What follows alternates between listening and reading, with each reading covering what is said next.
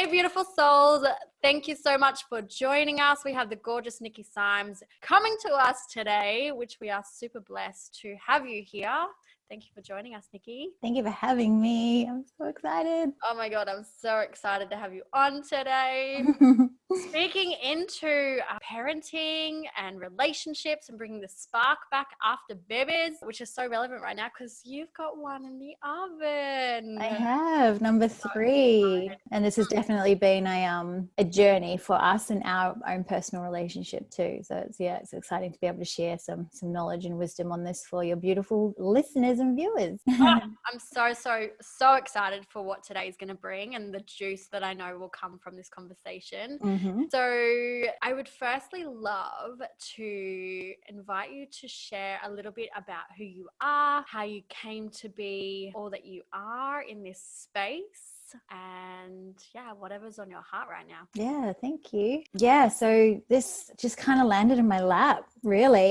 Was it even that? I just kind of sat. I remember sitting one time, I was kind of dabbling in a few things. I'd started an online sleepwear business where I was creating sustainable sleepwear, and it wasn't going well, and it was feeling really clunky, and I'm like, what the hell is going on? And then at the same time, I'm just like so passionately like exploring relationships and love and like human psychology, and like in my spare time, that's kind of where I was focusing my attention, and then coming back to these things that were like the money makers for me. And I remember sitting, I signed on to do a course with a beautiful friend and mastermind, and I remember just sitting in the question of like, what do I actually want to be doing this? Like, do I actually care about clothing? Because I've never been interested in clothes before in my life. I just saw this opportunity. I was like, yes, like I'm just going to make some money. And it came through really loud and clear that no, like this isn't lighting my soul on fire. I care about the planet. I care about all that stuff, but sleepwear and that kind of stuff, it just wasn't aligning right for me. And so I kind of just sat in that, and I was like, okay, so what is it? And I was like, I really want to help people. I want to support people, and like creating a really incredible life for themselves. So I eventually started my first coaching business, which was Living a Fuck Yes Life. And it was a bit more kind of life coaching stuff. And that still wasn't feeling quite right. It was feeling a bit clunky. So I kind of went back in and asked again. I'm like, what is it? Like, come on, just show me what it is. I just really want to be living in my purpose. And it literally just dropped in the cacao ceremony. It was like love. It's always been love. Like, this has been my biggest journey, was, the obsession with finding a partner, the obsession with falling in love and witnessing people in love, and what made an incredible relationship work, and why didn't some relationships work, and like obsessively watching my parents and their dynamic. Like, it was always this connection back to love and relationship. And as soon as that landed, my soul just went, whoa, yes. It was like this big warm hug and goosebumps, and I'm like, oh, I've got them now. Where I was like, yes, Nikii, this is it. This is it. Like, this is it. Go for it. Yeah. So I was like, okay, cool. No idea what it looked like. No idea where to begin. I was just like, I just know that this is the space that I needed to be working in. And yeah, so I just literally started shifting and started sharing my story, my own personal story about finding love and the struggles. Like, there were some massive struggles in regards to that. And then really started just sharing those messages, and people would just started listening, and it just kind of snowballed from there. It was really, really beautiful, really organic, not really like, obviously you still have to work and put hustle in and grind and get your message out there, but it felt so good. Like, it just felt so different. It felt so aligned. I was excited to do it every day. Whereas prior to that, I was like, I need to do a post about my, nightie, or I need to do a post about some kind of clothing thing. And it was just like not aligning. So yeah, so that's kind of how I got into it. And then with my own personal journey to finding love around, really struggling with self-worth and my self-beliefs, and loving myself, and the relationship I had with me, which really blocked me and prevented me from having an incredible relationship with someone else, and really looking at sabotage patterns. And the kind of the crutch for me that led me on my journey to real self-empowerment and self-discovery was I was in a relationship with a really beautiful man, amazing on paper, gorgeous to look at, fit, healthy, like passionate. He was a fellow Capricorn.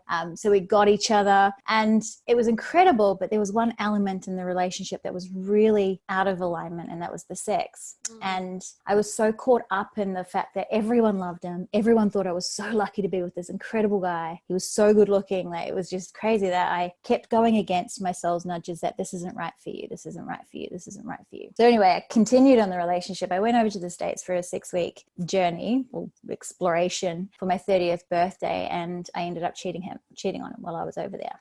And I knew why, because my needs weren't being met. You know, I wasn't feeling fulfilled in that part of my relationship. And sex to me is really, really important. So rather than finding the strength within myself to go, I love you and I know this is amazing, but this is really important for me and I can't move forward, and setting him free in a loving way, I reverted to old patterns of sabotage and hurting someone in order to make it easier for me to make the break. So of course I did that. I told him about it. I got back to Australia eventually and we tried to keep going and it just didn't happen. I just had so much guilt and shame, and it was just, you know, the relationship was too damaged. But I also knew that he wasn't for me. So I'm like, why am I even trying this again? But I went through that heartbreak, and then I felt so much guilt and shame about what I'd done to him. But I wasn't ready to face it. So I threw myself into an Ironman, like just nutted that out, got that out of the way, and then came out of that and landed in a relationship with a really, really toxic human. And it was a really interesting time. It went for about 6 months. And I remember feeling like I was kind of outside of my body, looking down on myself, watching myself punish myself for what I'd done to the guy before, for not having the strength and the confidence within myself to choose what was best for me and walk away from something that was so perfect. And yeah, that led me into hard drugs, smoking pot every night, drinking every night. He was an alcoholic. He was like addicted to meth, ice. It was really, really toxic. Lots of fighting, no one liked him. None of my friends liked him. Like, it was just these alarm bells, red flags everywhere. But I was like, no, this is what you deserve. This is what you deserve for what you did to the guy before. So I was really fortunate. I had a really beautiful friend who saw what was going on and grabbed me literally and slapped me on the face and said, Nick, this has got to stop. Like, what are you doing? You know, this isn't right for you. She helped me see that I needed to make the move out of it. So I jumped on a plane to New Zealand for a couple of weeks to distance. And then when I came home, it was like, right, shit's got to change here.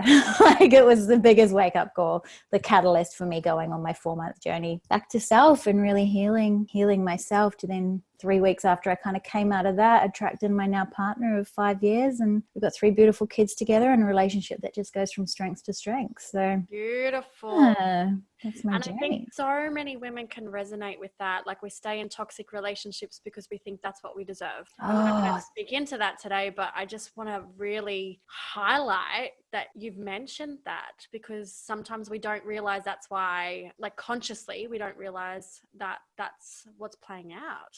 Yeah, it's so prevalent, so prevalent. So many of the women I work with are just settling and have settled and wondered why these relationships don't work out. And it's not until they really come home to themselves. And when I talk about coming home to themselves, it's really building, like getting to know themselves, you know, what they want, what they're worthy of, what they will and will not tolerate. Like, what are they going to allow into their space for them to actually wake up and go, oh my gosh, like, I can't believe I was allowing that. I was letting that. And even just gaining the clarity and awareness of why that was coming into them. Often I hear is like, I know what I want, but I keep attracting something different. And I'm like, yeah, because this isn't aligned with this, right? Like, we got to align this with everything so that you can call that in. Definitely. Yeah. And I think around that piece, you know what you want, but you actually don't take a stand for it. You don't make the choices that say, actually, I'm not doing this anymore. And you continue to make the same mistakes, make the same choices, choose the same type of man, accept the same type of behavior. It's like, well, what do you actually want? And then believing that you can have it. Because mine was always like, I know what I want. I want this incredible relationship, but I didn't believe that it was actually available to me. It was possible. Believe like I was worthy of it. Yes. Belief systems are huge. Huge. Yes. But we're here today to talk about reigniting the spark after kids. We've got 2 third on the way. So this you can definitely speak into. So I felt like this was a really beautiful topic to bring to this space. As you talked about, like, coming home, this is exactly what this podcast is about. Be you, coming back to your center and your truth. And I thought, what a beautiful way for us to actually share a gorgeous conversation around how we can be ourselves, but also be in our beautiful relationship that has birthed our kids, or be in a relationship post-relationship breakdown and coming back into having another relationship after with kids. So yeah, I would love for you to share a little bit about what you feel is, I guess, a main piece when it comes to becoming a parent and how the dynamics of the relationship changes. Yeah, for sure. So like for us, and what was really prevalent for me was like I changed so much as a person when my baby came along, my first, even when my second came, you know, there was, and this is something that's really important for women to remember, is that you do change. You're not the same person you were before you had your babies, and that's okay. But that really takes the awareness of, okay, who am I now? And really committing to actually being on that journey with yourself and being curious about what, like who you are now, what's important to you now, because everything changes, right? As you know, Yeah. but it's also the same for our men. So they've gone, and you have to like think about it too. It's like, so physically they don't experience a huge shift up until, well, they don't really physically experience a huge shift at all, right? Yes. For us women, like our whole body changes. Like the things that used to turn me on don't turn me on anymore. Like little things like that, where it's like, oh, okay, what the hell is going on here? I'm so confused. Like you used to be able to just go straight for my boobs and I'd be like, yeah, let's go. And now you're like, I don't want you to like touch me there at all. And he's going, well, I used to know what used to turn you on. I could turn you on so easily. And now I don't know what to do. So while physically things don't change for the men, they're now experiencing a partner who they knew to a certain extent before, and now has changed in such a way, physically, emotionally, mentally, that they are like, I don't know how to relate to you quite so well anymore. I don't know what it is that you like anymore. And this is something that Gary was always talk about. And I'm just kind of bringing it back to sex because this is probably the biggest area for us, was he didn't know what to do to actually turn me on anymore, or to get me in the mood, or like he used to just be able to be like, boom, boom, boom. And he really, really struggled with that. But at the same time, I was struggling with it too, because I was like, I don't know either. Right. So it's really, I think, being in a space of being able to go, okay, let me reintroduce myself. I'm Nikki. I have no idea who I am, but I'm willing to learn and be curious. And I want you to come along on that journey with me, and really opening up those lines of conversation and allowing him to be curious about you as well. So you can start to actually get to know each other, because it's like literally starting a whole new relationship, right? And that was our experience. It's like the person that I knew, the Gary and the Nicola prior to kids, and then the Gary and Nicola after kids. And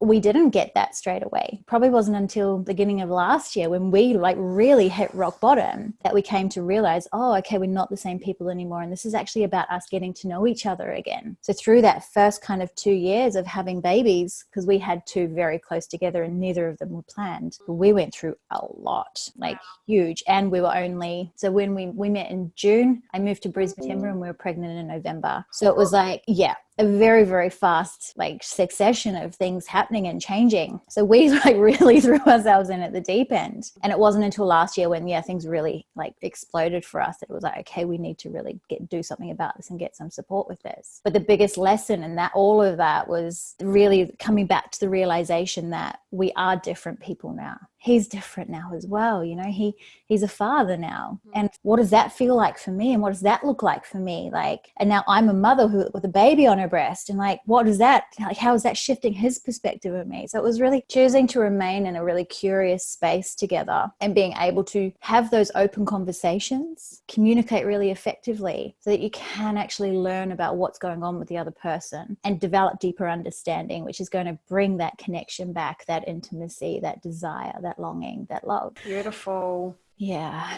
And do you find that because our bodies do shift so drastically, and we have like pre-baby body and then we have post-baby body, do you feel like there is an element where it's almost like we don't feel sexy anymore, and we don't feel like we're the same we were in that respect, because we just feel so different physically? Yeah. Shit changes, right? Especially for us women. Totally. And I think the thing with the breasts for me was that they were no longer my pleasure. Like I kind of went, oh, they're for feeding, they're for nourishing, they're for like my baby. Yes. Not for my pleasure anymore. So it was like this disconnect all of a sudden. I was like, no, don't touch them. Like, I don't want you touching them. But at the same time, the sensitivity of them had gone through the roof. So now the only time I like him touching my nipples is when I'm really close to orgasm, because it's like, boom, that's it, let's go. Any other time I'm like, ah! Don't touch me. Yeah, so he would be going for what he normally would, and I'd be like smacking him away, and he's feeling rejected. I'm like, I don't know what's going on. Like, why are they so like, don't touch me anymore, when I used to love it so much? So it really took me exploring that part,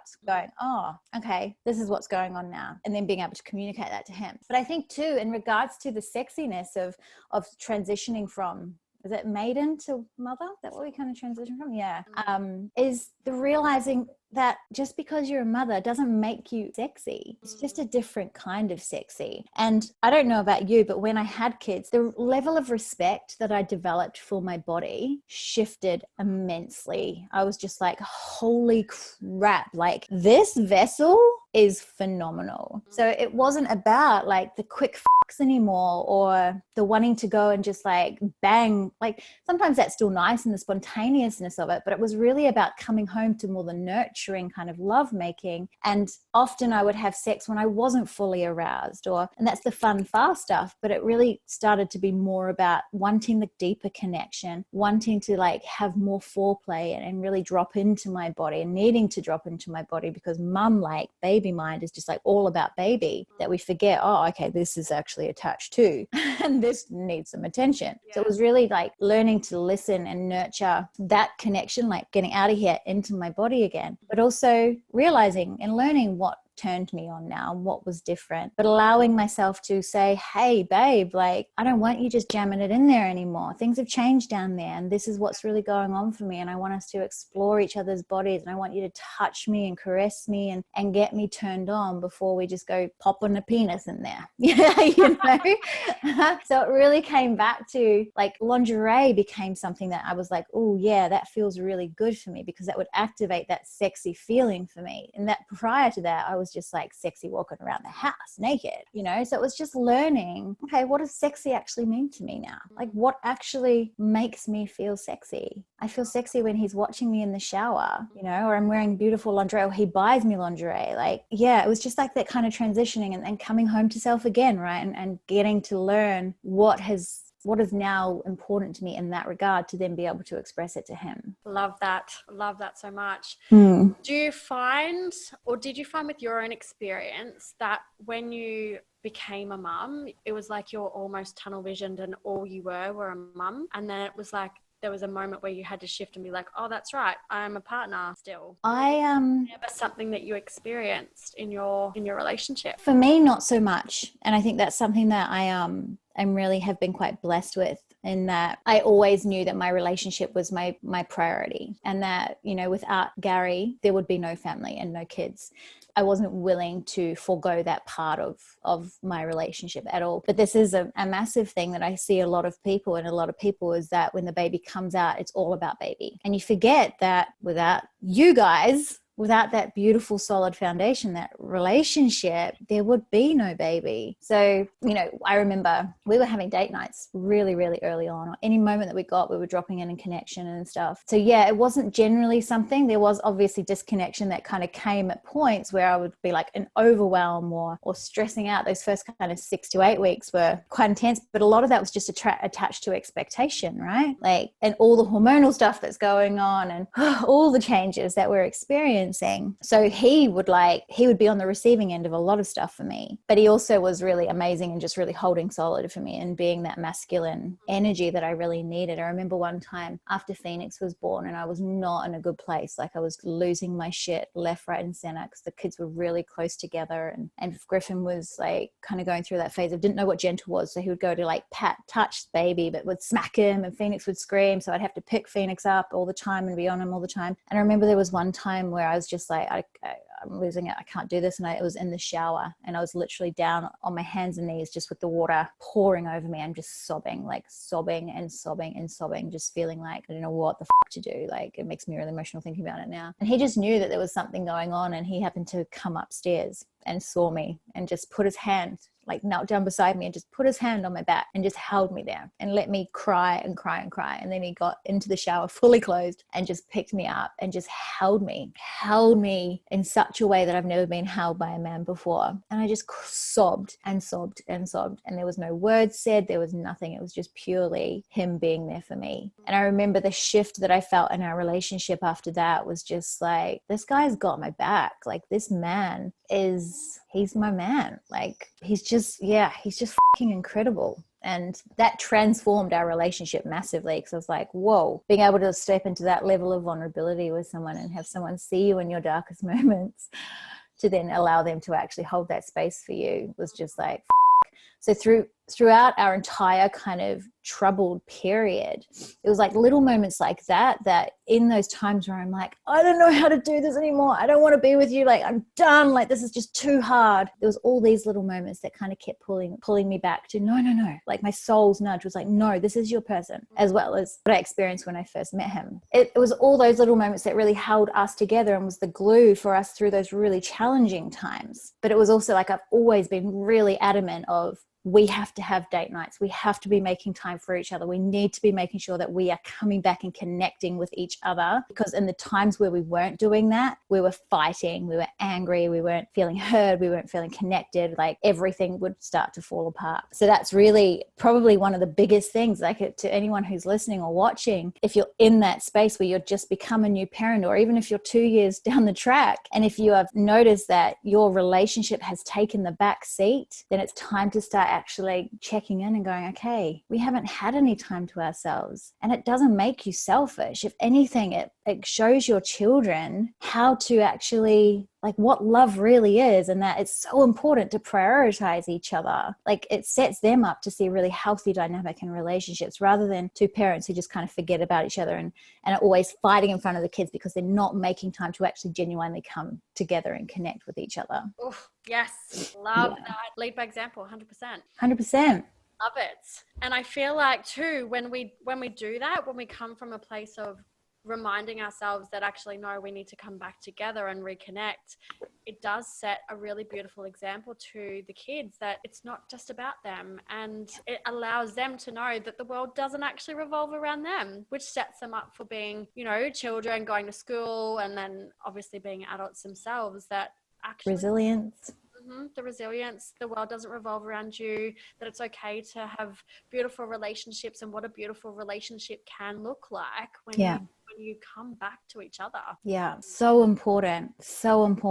But unfortunately, I think there's so much pressure to put on women as well, and you have to be the perfect mother, and you have to like be saying all the right things and acting the right way and making sure that they're all their needs are met and wrapping them in bubble, and it's like, no. Like, the pressure of that is so freaking intense, and all it does is block the true like flow of energy and love and connection that you get to experience with your kids, because you're so consumed about, oh my God, am I f***ing them up? Am I doing it wrong? Oh my God. You know, rather than just going, actually, how I'm feeling right now within myself, within my relationship, is so much more important, because that's the stuff that they're actually picking up on, the energy, right? They're not picking up on the words so much. They pick up on the energy between you and your partner. So if you and your partner have constantly got frustration, angst, like anger towards each other, that's what they're experiencing, right? They're not hearing the words or the fake, oh, I love yous, as you're walking out the door. They're actually feeling what you're going through. And then that gets passed on to your children too. So if you and your partner are constantly fighting, then no matter how much you try and like engage with your kids from a beautiful energetic space, they're still picking up on the tension and the animosity between you and your partner. It's so important to make your relationship the priority. And it's not selfish. It's not selfish. It's not selfish. It's not selfish. It's actually the most important and the most beautiful gift that you can give your children. Absolutely. So I would love for you to share, what are 3 tips for a mum to be able to set herself up and to be able to rekindle and re-spark the relationship? And then what are 3 tips for the man to be able to do that so that they can come together? I'd like to talk into the sex aspects, because I feel like this is really important, and there's a lot of kind of misunderstanding. So the first thing I really, really want to have land for the beautiful women listening to this is that your partner desires to have sex with you because for them, sex is about connection. Okay. So it's not just that they're horny fucking dirtbags and just want to get off all the time. And look, sometimes I'm sure there are times where they just want to like pump it and get it in there, and that's fine, right? Women need connection in order to want to make love, but men actually need to have sex in order to feel connected to us. So when I learned this, I was just like, oh, okay. So he's not just making it all about him. He's not just wanting to get off and you know, rubbing out. He's actually desiring to connect with me, to really like bond and come home to me. So when I really learned that, I was like, oh my God, this is amazing. Talk to Gary about it. And he was like, yeah, it is that. Like sometimes, yeah, I just see you and I'm like, God, I just want to do you. But then there's other times when I am feeling disconnected with you that I want to make love to you because it makes me feel connected. And I'm sure there's some women out there too. If you've got women who are kind of more in their masculine, they probably experience this as well. So gaining that understanding was really, really powerful. But I think the first thing that they get to do is, for women especially, is to really spend that time to get to know what it is that gets you off, what turns you on. You know, your body has changed in the most incredible way, and it's okay to not know. Don't beat yourself up for being confused and not knowing what's going on. Just grab out a pen and just write a few things down. You know, I sit in the questions. Okay, what actually feels good for me? What's sexy for me now? How do I actually feel in my body? For me, I had really painful sex a lot after having kids. And that was when I started to realize, okay, it was like a self-lubrication thing, because I would always be able to just kind of get turned on really quickly, that I would self-lubricate, so there'd be no pain there. Whereas now something had shifted and there, don't know what, but something had shifted. So every time we had sex, babies, it was really painful for me. But rather than communicating it and taking the time to actually understand what was going on, I just kind of kept mouth, and then sex became really awkward and I didn't want to have it anymore. So I was kind of rejecting a lot more, and it was all just got a bit messy, rather than sitting, okay, this is what's going on for me. I need this. And being, you know, that's probably the second thing. Don't be afraid to ask for what you need from them. You know, guys literally are programmed to make us happy. And if you can use that word, that's part of like the effective communication stuff, and understanding men and the language that you can use to actually communicate with them. The word need triggers their masculine brain to provide for you and make you happy. So I need you to, he's just going to be like, okay, cool, I'm going to make her happy. That's what I want to do, right? Rather than pussyfoot around it. I think a lot of women are really afraid to ask for what they need, or even use that word, because we've been taught, I'm an independent woman, I don't need no man. Like, but you do. You've got needs, and he needs to know what their needs are. Yeah, he needs to know. Like that's something for the last 2 years I've been trying to work that out. I'm like, fuck, what do I need? What do I want? What do I like? Don't know. Exactly. And we just kind of expect it to just kind of flow through life and not really know, because there's also been that whole generational woman are seen and not heard type thing. Yes. Like, don't speak. And it's like, fuck no. You have needs. They are valid, and you get to ask for what you need. Ask for what you want. Yes. So start asking, but you've got to gain the clarity first to then be able to ask for what they need. And then the third thing would be focusing on the giving more. So this was a massive thing for me, especially when it came to sex. Sex became all about what I was getting and not what I was giving. So, and what triggered this was Gary saying to me one night, he was like, baby, you used to give me pleasure because you liked to. And it hit me in my heart. I was just like, oh God. Because literally sex, it was always like, am I in the mood? Can I be bothered? What am I going to get from it? Do I have time to orgasm? It was all about me. And so when that happened, I was just like, oh shit. I'd become so self-absorbed and so like stuck in my own shit with that. I was like, okay, cool. Something gets to shift here. And I focused more on the giving. And what was really beautiful was that in doing so, the more I gave him pleasure, the more turned on I got. Like, it was like, oh, I remember one night just being like, okay, I'm just going to give him a foot massage, and it turned into a leg massage, and it turned into a penis massage. And I got so turned on doing that, just watching him receive, that we just then ended up, he then pleasured me, and then we had amazing sex. Like, it was just like, oh my God, this was the best. So rather than focusing on what you're getting in this area, really start focusing on, how can I give more? You know, have I been touching him? What's his love language? Is it physical touch? Have I been touching him? Have I been caressing him? How am I giving love to him? How am I giving him pleasure? How am I fucking showing up? And is the way that I'm showing up something that's aligned for me, but would I want to be with me? Yeah. Like, am I coming from a place of love, or am I coming from a place of scarcity and fear? So that's probably the 3 for the woman. Get clear on what it is that you actually like turns you on, what feels good for you now, to be able to communicate it effectively and ask for what it is that you want, and then focus more on the giving, not the getting. Yeah, because he has needs too. He's a sexual being, and while your body may not feel like it, he still is a part of that relationship. It's not just about you. So you get to step into that, and you'll notice that the more you start giving him pleasure and witness him receiving it, the more you'll probably want it. So that's for the woman. For the men, for the fellas, be patient and be curious with your woman. You know, open up like I said, she desires the connection in order to feel like in order to want to have sex with you. And that means feeling heard, feeling seen, feeling loved. So go to her. If things have changed, open up the conversation. Hey, baby, what's going on in your body right now? What turns you on? I want to know, like, tell me, you know, what's changed for you? What does feel good? What doesn't? And if she doesn't know, be patient with her. Be willing and open to exploring what it is that is new for her, because her body has changed so much. And I get it. Nothing's changed for you physically. You're still the same man with the same urges. But for her, everything has changed. She's not the same physically. She's not the same woman as she was prior to having kids. So really being gentle, really being patient, listening to her, asking her what she needs, really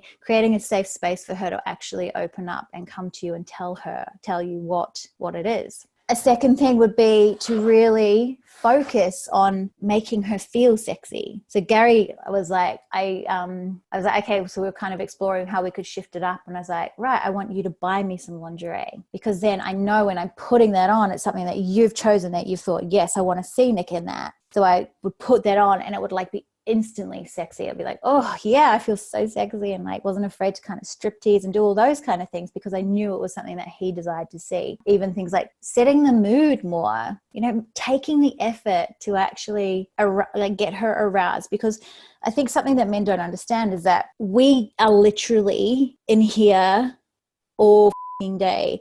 The amount of shit that goes through our head. And I love the analogy of, like, for men and women, this is how different we are. A man will come home, he'll be like, I need a drink. He'll walk straight in, like unlock the door, walk straight through the fridge and get a drink, right? And then sit down on the couch. For a woman, we'll be like, I need a drink. We'll unlock the door, open. We'll see the shoes in the way. We'll see the clothing that needs to be put away. We'll see the washing that needs to be done. We'll see the dishes that need to be done. We'll see all of these things. All of our senses are activating, and like the stress is rising before we've even gone to the fridge and had a drink. And then we've probably forgotten to get to the fridge and have a drink anyway, because we got so distracted by all the things that needed to be done, right? Yeah. But this is the thing that they don't realize. It's like that every single day. So if I'm like in the shit with the kids and focusing on that, and he comes to try and have sex with me, I'm like, no way, dude. Like, I'm so up here. I'm not connected to my body at all. And it's really important for us to be out of our heads and in our bodies in order for us to want to have love, like to want to make love. Mm-hmm. So support her in that. Don't get the shits with her when she's in the middle of something and you come up to try and have sex with her and she's like, no, what, can you not see I'm busy? I've got a million things going on here. Support her and go, hey, baby, sending messages through the day. I'm so excited to make love to you tonight. I'm going to set the scene so beautifully, like candles, have like massage her, touch her, bring her back into her body so that she can open to you. Because in those times when she's like distracted and got a million things going on, her body's not open to receiving you at all. And then that leads to you feeling just like rejected and all the emasculation stuff. And it just goes. So I think that feels complete for me in the two, like really creating a safe space for her, being curious, opening the conversation, dropping in for connection with her and getting to know her physically again after the babies, and then supporting her and actually dropping out of her head into her body and creating those spaces, allowing her to feel sexy, to drop into that sexy, because she's got a lot going on. I love that. And maybe even a third thing could be that that they help her out with some stuff around the house. That's something I've certainly witnessed with mums and parents. That I think the more the man can just help out a little bit, it just allows her to actually slow down. Yeah, just enough. See, yes, I hear what you're saying, but there's also a lot of kind of stuff there's a fair bit of stuff going on there, especially in the differences. And this is where the understanding between the masculine and feminine comes in, is that, you know, for guys, they just don't see it. It's that single focus thing. They're so fixated on pleasure and it's not that they're trying to make life harder for us, but it's like, you know, they're the single focus and we're the ones that see all the stuff. So that comes down to more learning how to actually communicate to your partner in a way that they understand what them doing all that stuff provides for you. Right? And then they're like more likely. But if you're just kind of coming out of somewhere and like, you haven't done the dishes, you could have done this, like, why haven't you done this? Oh my God, like I have to do everything. And they're just like, shut down. Because they don't get it. Like literally, if Gary's on the couch playing computer games and I'm in the office thinking about the million things that I need to do, and I come out and say, why haven't you done the dishes? Like, you could have cleaned up. You could have helped around here today. He's just going to be like, right. Or if I come out and say, hey, babe, can you do the dishes for me, please? And he'll be like, yeah, yep, cool. Then I come out 2 hours later and he still hasn't done them. It's because he's literally focused on what he's doing. He's like, he literally in that snap second, he goes, dishes, playing games. What's more enjoyable? Playing games. Okay, cool. I'm going to play my games and then I'm going to do it after I play my games. But then women will often be like, we haven't fucking done it. I'll just do it and don't create this space. But also too, because he is so wired to actually provide for you and wired to create, like, make you happy, if he doesn't understand what him doing the dishes for you actually means for you, then he's less inclined to jump up and do them in the time frame that you want. So when you can actually communicate to him, and I talk about this like in the work that I do with my women and teach them all about effective communication and man language, where there's certain words that can trigger a man's brain into actually taking action.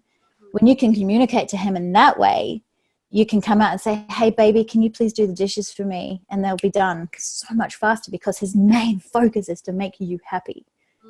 Like, that's what they're wired for. Provide purpose and to make you happy. Just wants you to be happy. I love that. So much juice. Thank you. Yeah, I could talk about this shit for fucking hours, days. So could I. So good. And I think for our mums in particular to actually hear some of this, like for me, I'm just like, yeah. So yeah, I think it's such an important message and such an important conversation that needs to be had. Like, you and your needs matter. They're fucking valid. Just because a kid's come into the mix does not mean that you have to put all of your stuff aside.